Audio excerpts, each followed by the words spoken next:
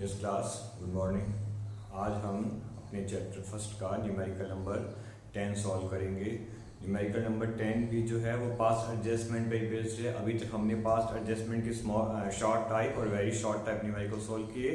आज हम past adjustment का, एडजस्टमेंट इन क्लोज बुक्स या पास्ट एडजस्टमेंट जिसे बोलते हैं, उनका एक डिस्क्रिप्टिव न्यूमेरिकल सॉल्व करेंगे जिसमें मोर देन वन एरर, जैसे अभी तक हमने न्यूमेरिकल किए short type, very short type, उसमें था इंटरेस्ट ऑन कैपिटल 10 की बजाय 12 लगा दिया, लाभ को गलत अनुपात में बांट दिया, किसी सालदार को वेतन का भुगतान नहीं किया गया। तो सभी न्यूमेरिकल में एक सिंगल एरर थी, एक एक गलती सब में दी गई थी और हमने उस सिंगल एरर को क्या किया था, टेबल के थ्रू सिंगल एंटी एडजस्टमेंट से क्या किया था, रेक्टिफाइड किया था।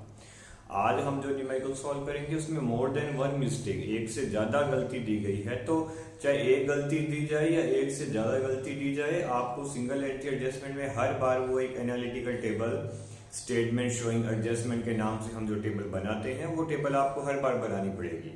मैटर ये नहीं करता कि एरर कितनी है, मैटर ये करता है कि आपका मेथड क्या है। क्योंकि चाहे एक गलती हो चाहे एक से ज्यादा गलती हो, सिंगल एंटी एडजस्टमेंट में हर बार वो टेबल बनाकर ही न्यूमेरिकल क्या किया जा सकता है, सॉल्व किया जा सकता है। Okay, now we will start numerical number 10, chapter number first. Question number 10 हम सॉल्व करेंगे चैप्टर नंबर फर्स्ट का, first chapter and numerical number 10। Okay, चलिए न्यूमेरिकल नंबर 10 मैं एक बार रिपीट करता हूं, आप ये तो देखेंगे वरना आप सुनेंगे। ओके क्लास, ये कह रहा है ए बी सी एक फर्म में 3 साझेदार हैं बराबर के, बराबर का मतलब उनका P&L का रेशियो क्या है, समान है। 1 जनवरी 2016 को, 1 जनवरी 2016 का मतलब क्या है, वर्ष का पहला दिन। वर्ष के पहले दिन उनकी पूंजी 50,000, 40,000 व 30,000 रुपए थी। वर्ष 2016 के खाते बंद करने के बाद पता चला कि साझेदारी समझौते के अनुसार साझेदारों को पूंजी पर 10% की दर से ब्याज, ए को 3,000 रुपये वार्षिक वेतन और सी को 6,000 रुपये का कमीशन का प्रावधान लाभ बांटने से पहले नहीं किया गया। साझेदारों में समझौता हुआ कि चिट्ठे को बदलने की बजाय, मतलब लास्ट ईयर का बैलेंस शीट दोबारा रीओपन करने से बेटर क्या है, गत वर्ष का चिट्ठा बदलने की बजाय अगले वर्ष के प्रारंभ में एक समायोजन प्रविष्टि की जाए। यह मानिए कि पूंजी खाते स्थिर है, समायोजन हेतु क्रिया दिखाइए और फर्म के पुस्तकों में एक जनरल प्रविष्टि दी थी। देखो लिखा हुआ है क्लियर एकदम कि 3 एरर है, न्यूमेरिकल में 3 मिस्टेक बताई गई है। पूंजी का ब्याज नहीं लगाया गया है, पहली गलती। राम को वेतन नहीं दिया, दूसरी गलती। और सी को कमीशन नहीं दिया, तीसरी गलती। 3 गलतियां इसने बताई है और इन तीनों गलतियों को सुधारने के लिए बोल रहा है कि आपको P&L एडजस्टमेंट मेथड क्या करना है यूज में, sorry single anti adjustment method क्या करना है, यूज में लेना है। क्लियर लिखा पड़ा है, इन सभी अशुद्धियों के सुधार के लिए एक प्रविष्टि दीजिए, मतलब गलती कितनी है, 3, बट एंट्री कितनी करनी है, एक एंट्री से 3 एरर क्या करनी है, तुम्हें रेक्टिफाइड करनी है। कैसे करेंगे, टेबल बनानी पड़ेगी, स्टेटमेंट शोइंग एडजस्टमेंट। चलिए बनाते हैं, स्टेटमेंट शोइंग एडजस्टमेंट। ये लीजिए, ये एक टेबल बनेगी स्टेटमेंट शोइंग एडजस्टमेंट के नाम से, जिसमें हमें वो सारे समायोजन क्या करने हैं, दिखाने हैं, जो इस एरर को रेक्टिफाइड करने के लिए हमें चाहिए। ओके, चलिए देखते हैं कौन कौन से एडजस्टमेंट है, क्या एडजस्टमेंट, एडजस्टमेंट क्या क्या है। वो एक टेबल बनेगी, वो बनाएंगे। उसमें ये था कि एक पर्टिकुलर कॉलम रहता है, ओके, उसके बाद इतने पार्टनर इतने कॉलम। सवाल में कितने पार्टनर दिए गए हैं, 3 पार्टनर दिए गए हैं। तो एक कॉलम तो किसका बनेगा, ए का, एक बी का, एक सी का, और एक कॉलम किसका बनता है, फाइनली फर्म का भी बनता है। ओके, ये हमारा पर्टिकुलर्स है, ये ए का कॉलम है, ये बी का कॉलम है, ये सी का कॉलम है, और ये कॉलम किसका है, फर्म का कॉलम है। ओके, इतने कॉलम बताए गए थे। अब हर पार्टनर कॉलम और फर्म कॉलम को आगे 2 पार्ट में हम क्या करते हैं, डिवाइड करते हैं। जैसे पार्टनर ए है तो ए के कॉलम के 2 पार्ट, बी के कॉलम के 2 पार्ट, सी के कॉलम के 2 पार्ट और फर्म के कॉलम के भी 2 part. D R C R, D R C R, D R C R, D R and C R. हर पार्टनर कॉलम के और फर्म कॉलम को आगे सब पार्ट्स में क्या किया जाता है, डिवाइड कर दिया जाता है, 2-2 भागों में फिर से बांट दिया जाता है। ओके, अब हम अपना काम स्टार्ट करते हैं। सबसे पहली गलती क्या थी? इंटरेस्ट ऑन कैपिटल, कि पूंजी का ब्याज नहीं लगाया गया। तो नहीं लगाया गया तो लगा दीजिए। पूंजी का ब्याज कितने परसेंट की दर से लगेगा? पूंजी का ब्याज लगेगा, सभी की पूंजी है 50,000, 40,000 और 30,000, और ब्याज की दर है कितने प्रतिशत? 10%। तो देखिए, पूंजी का ब्याज साझेदारों की आय है। पूंजी का ब्याज साझेदारों की क्या है? आय है। और साझेदारों की आय उनके पूंजी खाते में हमेशा क्या की जाती है? क्रेडिट की जाती है। चाहे वो पूंजी का ब्याज मिलो, चाहे वेतन, चाहे कमीशन, चाहे लाभों में हिस्सा, कोई भी इनकम, पार्टनर्स की कोई भी इनकम या प्रॉफिट उनके पूंजी खाते में, क्योंकि ये तीन column just like the partners capital account assume करके हम सॉल्व कर रहे हैं ना।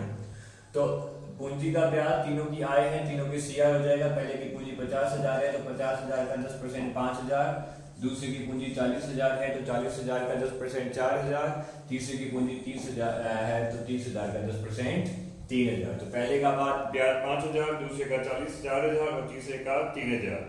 तो 5 और 9, 9 और 3 कितने हो गए? 12,000। देखिए, जो पार्टनर्स के सीआर होता है वो फर्म की हमेशा क्या होता है? डीआर होता है, क्योंकि जो साझेदारों की आय है वो फर्म का क्या माना जाता है? खर्चा माना जाता है।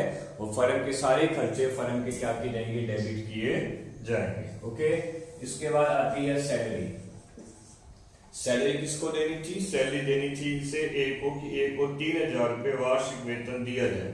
तो एक की सैलरी एक ही तो हो जाएगी सीआर। ओके, बाकी सब ब्लैंक रहेंगे। एक का वेतन एक को देंगे, एक का वेतन एक ही सीआर हो गया तो फर्म के क्या हो जाएगा? फिर से डीआर हो जाएगा सब। उसके बाद क्या आता है? कमीशन।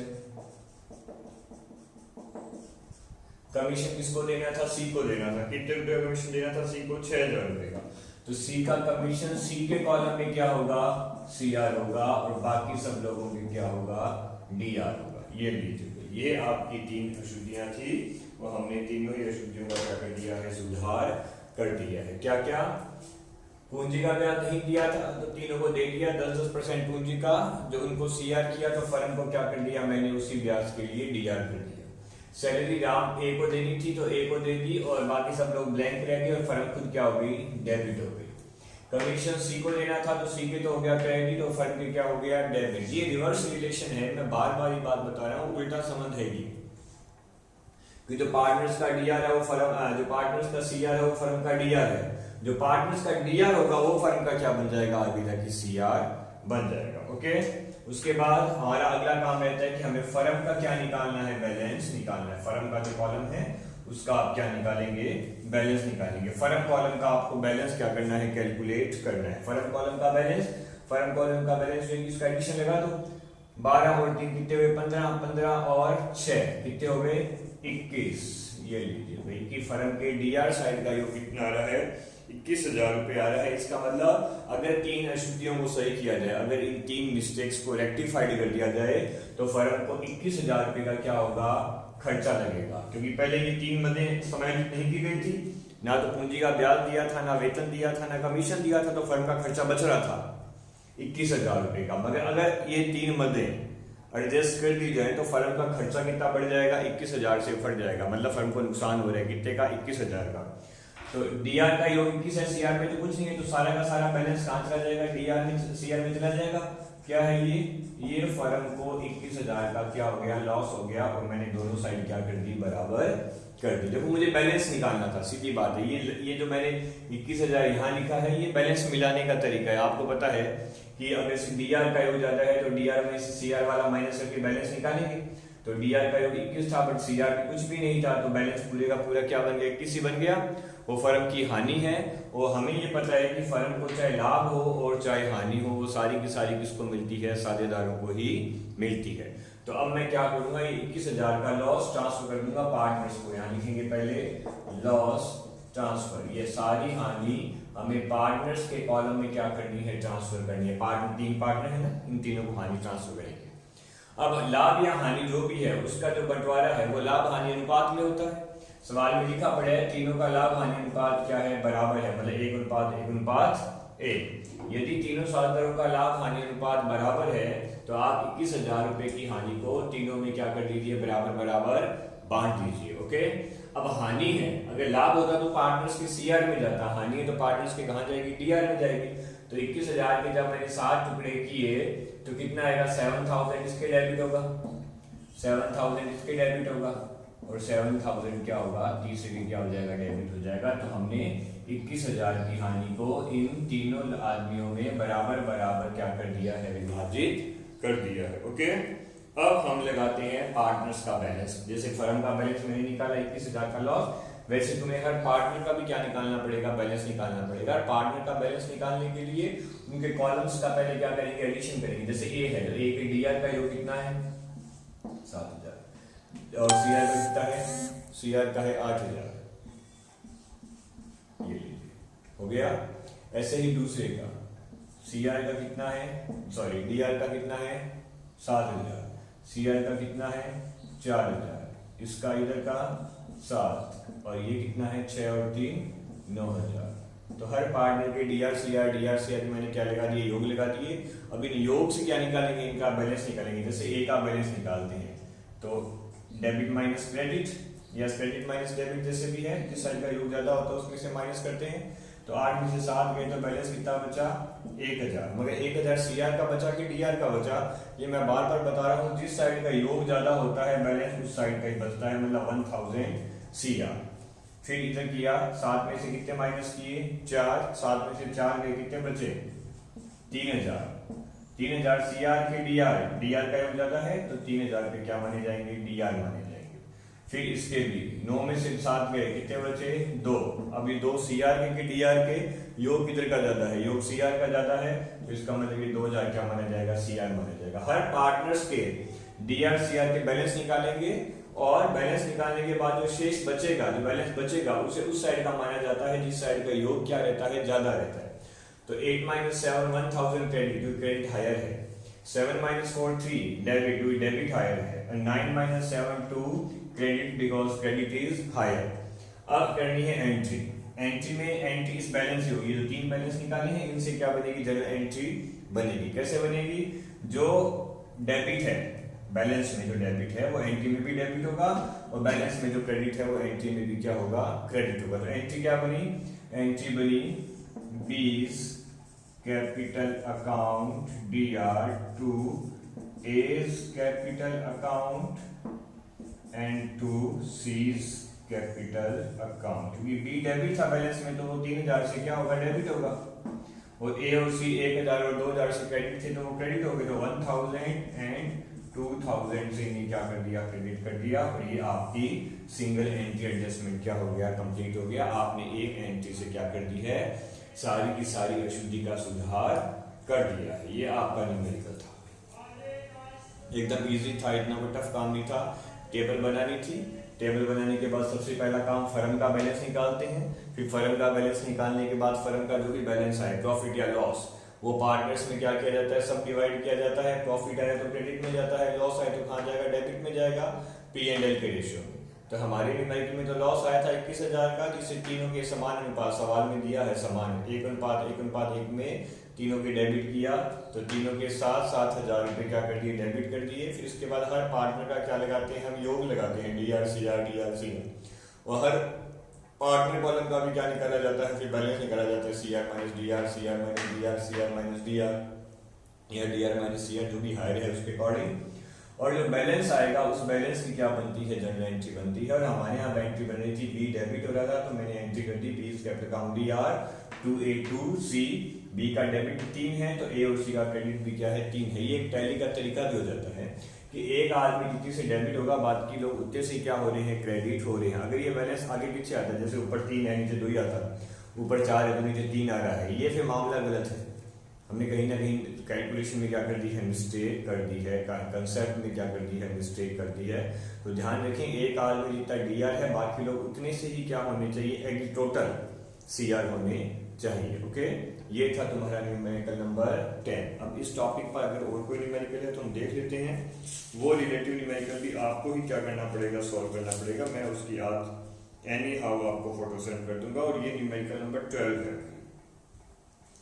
न्यूमेरिकल नंबर 12 इसी टॉपिक पर बेस्ड है, और इसमें न्यूमेरिकल नंबर 12 में दो बातों को क्या कर दिया गया है, मर्ज कर दिया गया है। वो दो बातें कौन कौन सी हैं ये भी सुन लें। वो दो बातें हैं कि एक तो आपने इससे एक वेरी शॉर्ट टर्म न्यूमेरिकल था जिसमें था कि 20,000 का लाभ तीनों को एक गलत अनुपात में बांट दिया, फिर उसे मैंने सही अनुपात में क्या किया था, ट्रांसफर किया था। तो न्यूमेरिकल नंबर 12 में दो ही बातें मर्ज की गई है। एक तो ये कह रहा है कि लाभ मैंने गलत अनुपात में बांट दिया, तो सबसे पहले काम तुम्हें यही करना है कि जो लाभ इसने गलत अनुपात में बांटा है, अब लाभ बांटा है तो वो पूंजी खाते में सीआर किया होगा, तो जो इसने लाभ गलत अनुपात में बांटा है वो सीआर किया है, तो आप उसे सबसे पहले उसी अनुपात में, उसी गलत अनुपात में तीनों में क्या करेंगे, डीआर करेंगे। मैं एक बार रीडिंग लगा रहा हूँ, जो वर्किंग नोट है वो सवाल के मैं बनवा दूंगा, बाकी पूरा न्यूमेरिकल आप इस टेबल को ये एंट्री आप करेंगे। ओके, पी क्यू आर एक फर्म में 3 साझेदार हैं। 31 मार्च 2017 को, 31 मार्च 2017 मतलब ईयर एंड, 31 मार्च 17 को उनकी पूंजी 90, 45 और 45,000 रुपए थी। साझेदारी संलेख के अनुसार नंबर 1 आर को 9,000 रुपये प्रति वर्ष पारिश्रमिक देना है, पूंजी पर 5% की दर से ब्याज लगाना है, लाभ को 2-2-1 में बांटना था। ओके, 3 मामले हैं, आर का पारिश्रमिक है, तीनों का पूंजी का ब्याज है, और लाभ हानि का वास्तविक अनुपात कितना बताया जा रहा है, 2-1-1 बताया जा रहा है। जबकि इसने गलती क्या कर दी, इसने 31 मार्च 17 को कोई भी एडजस्टमेंट किए बिना, मतलब लाभ का अनुपात गलत, ना वेतन, ना पारिश्रमिक दिया, ना पूंजी का ब्याज दिया, कुछ नहीं किया इसे। तो ये कह रहा है उपयुक्त मदों का, मतलब ऊपर वाली 3 बातों का ध्यान रखे बिना ही पूरे साल का जो 54,000 रुपये का लाभ हुआ है वो तीनों साझेदारों में बराबर बराबर क्या कर दिया गया है, बांट दिया गया है। आप इस अशुद्धि के सुधार के लिए एक प्रविष्टि दीजिए। तो कितनी मिस्टेक है, 3 मिस्टेक है। पहली मिस्टेक तो क्या है कि लाभ 54,000 रुपये आया और तीनों में बराबर बांट दिया, मतलब 18,000 रुपये तीनों में बराबर बांट दिया। 54,000 को डिवाइड बाय 3 करेंगे तो 18,000 ईच आएगा, तो इसने 18,000 में तीनों को बराबर दे दिया, तो ये पहली गलती है। अब इस गलती को तो हमें कैसे सुधारना है, यदि आपने लाभ गलती से सीआर कर दिया है तो उसे एक बार 18,000 रुपये तीनों में क्या करनी है, डीआर करने हैं, और वही जो तीनों के डीआर होगा 54,000 टोटल, वो फर्म के क्या हो जाएगा, सीआर हो जाएगा। उसके बाद तीनों की पूंजी का ब्याज लगाना है। आपको पता है पूंजी का ब्याज क्या होता है, पार्टनर्स के सीआर होता है, वो तीनों के सीआर होगा। एक आदमी को पारिश्रमिक देना है, वो भी उसके सीआर होगा, और फर्म के क्या होगा, डीआर होगा। इतना करने के बाद आपको क्या निकालना है, फर्म के कॉलम का बैलेंस निकालना है, और वो जो भी बैलेंस आए वो तीनों पार्टनर्स में क्या किया जाएगा, डिवाइड किया जाएगा। इस न्यूमेरिकल की एक ही प्रॉब्लम है, वो प्रॉब्लम ये है कि इसने कहा कि पूंजी का ब्याज नहीं लगाया गया, और पूंजी का ब्याज सदैव प्रारंभिक पूंजी पर लगाया जाता है। ये बात आप हमेशा नोटिस में रखेंगे कि इंटरेस्ट ऑन कैपिटल जो है वो हमेशा ओपनिंग कैपिटल पे आता है, क्लोजिंग कैपिटल पे नहीं। बट न्यूमेरिकल में आपको क्या दे रखी है, न्यूमेरिकल में आपको क्लोजिंग कैपिटल दे रखी है। तो आपको सबसे पहले क्या करना है, आपको सबसे पहले अपनी जो क्लोजिंग कैपिटल है उसे ओपनिंग कैपिटल में क्या करना पड़ेगा, कन्वर्ट करना पड़ेगा। आप सबसे पहला काम ये करेंगे कि क्लोजिंग कैपिटल को ओपनिंग कैपिटल में क्या करेंगे, कन्वर्ट करेंगे। अब क्लोजिंग को ओपनिंग में कन्वर्ट करने के लिए क्या करना पड़ता है, वो वर्किंग नोट है, वो मैं बनवा देता हूँ। Calculation of